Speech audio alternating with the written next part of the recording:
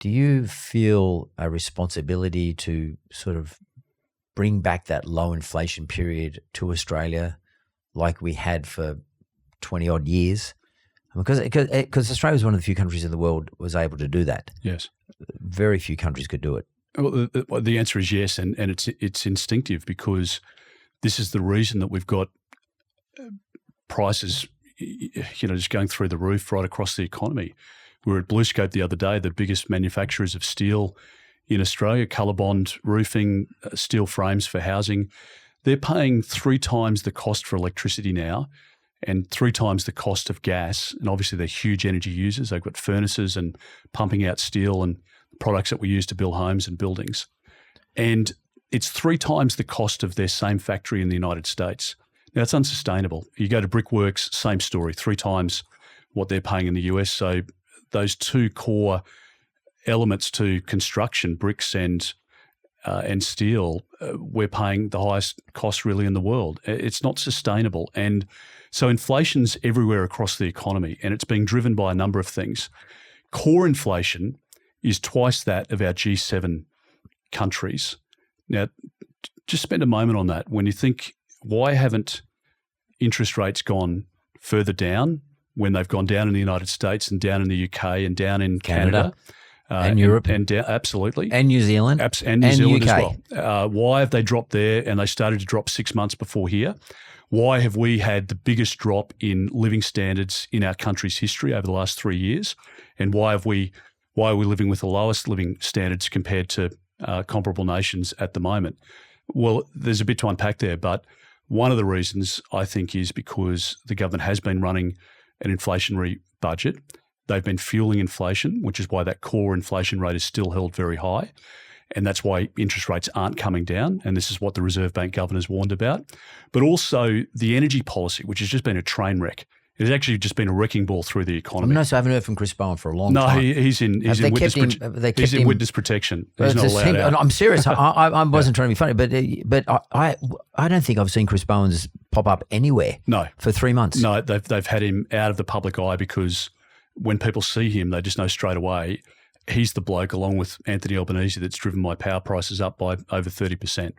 Now, again, we were talking with.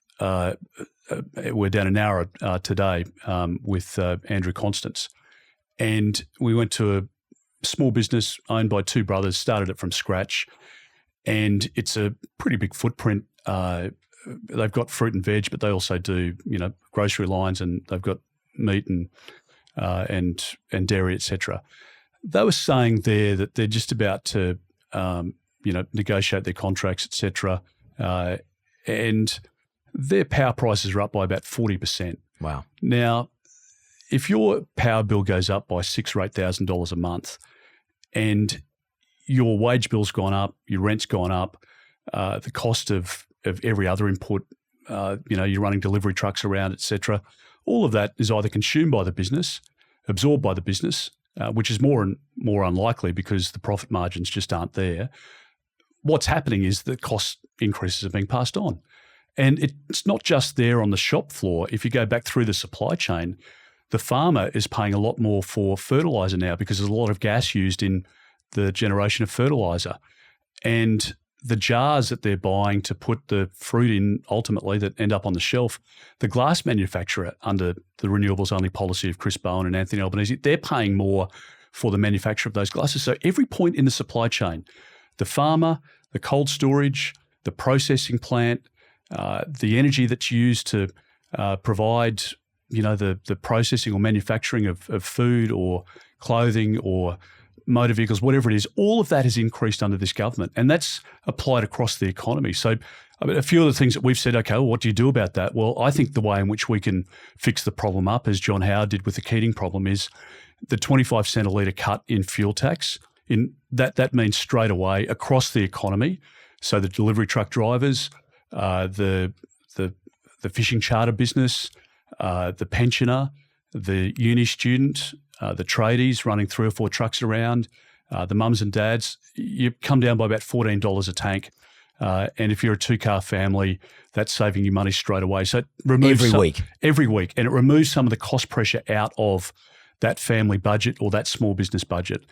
Then we say, okay, we'll give you $1,200 back of tax that you've paid, $1,200 tax rebate for people on incomes up to $144,000. So it is means tested? It's means tested. And it means for a two-income average household, $2,400 back. So that's the immediate relief to help people now. What do we do then to fix up the broader problem that Chris Bowen and Anthony Albanese created?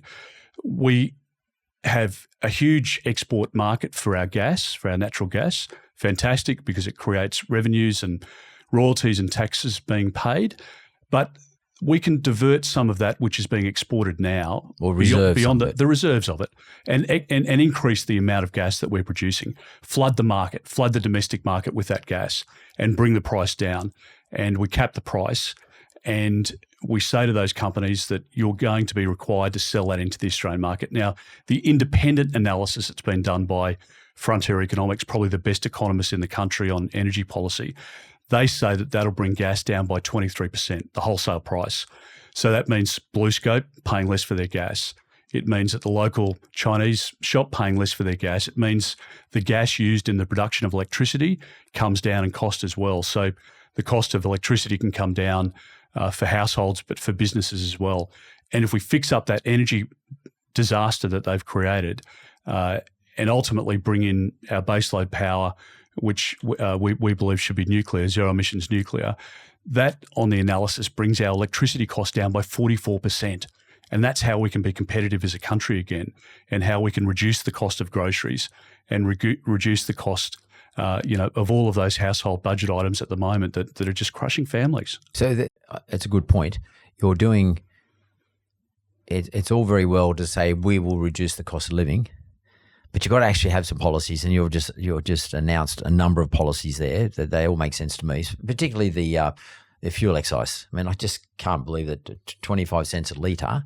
I mean, if for some reason the price of oil dropped by 25 cents and petrol at the bowels would become 25 cents less, if for some reason that happened, people would be, sort of cheering and going crazy. And they say, it's only going to be there for 2 weeks. Yeah. Everybody be trying to work out how to store the petrol up. Correct. But this thing is an ongoing thing, or are you saying for a year? What are you going to do? We do it for 12 months and then we assess it, which is exactly what we did during COVID with JobKeeper. We said, okay, we need to address the economic circumstances that we now face, but we didn't legislate JobKeeper forever, and we're not still paying that because that problem is passed. And so our argument is, what's our vision for our country? Well, it's to help people right now, get them through the next 12 months, the next 24 months. With the gas solution, we believe that can have a big impact by the end of this calendar year. So that can start to relieve some of the pressure of the costs in businesses by the end of this calendar year. And if we need to extend the fuel excise, well, we can assess that at the time. And if petrol's at $2, under us it comes down to $1.75. If the oil price drops and the petrol price comes down to $1.20, $1.50, it's $1.25 under us. And the fixed cost of the excise, which is at 50.4 cents now, that applies whether petrol's 50 cents a litre or it's $5 a litre. But the problem is, because it's been indexed, it's growing off a bigger base each year. So it actually grows at a much faster rate as the years go by. This is the argument in relation to beer excise as well, I might say. And it grows off a bigger base because it's growing off 50 cents, not 30 cents each year. And so it becomes a bigger tax each and every year. And it's the one way in which you can help across the economy, as I say, and it's targeted. It helps the uni student, it helps the pensioner, it helps the self-funded retiree, it helps the small business owner. And that's the thinking that we've applied to it. But you need to fix the problem up, and part of our solution, part of our thinking, as it was for the Howard government, was what changes can you make to modernise and to actually provide some relief to the cost pressures. Because what Australians don't want, but what they're going to get if we end up with an Albanese Bant Labor Greens government, they're going to spend more money. Interest rates are going to go up higher. And the 34% increase in gas now, that's just going to continue to go up over the next 3 years because their system is going to become more and more costly as you need to roll out the 28,000 kilometres of new poles and wires, which is their energy policy. That's just going to be tens of billions of dollars, which you'll end up, you're starting to pay that now in your power bills. You look at the breakdown of your power bill now, you look at the charges and look at the network charges, you're already paying that as a big part of your electricity bill now.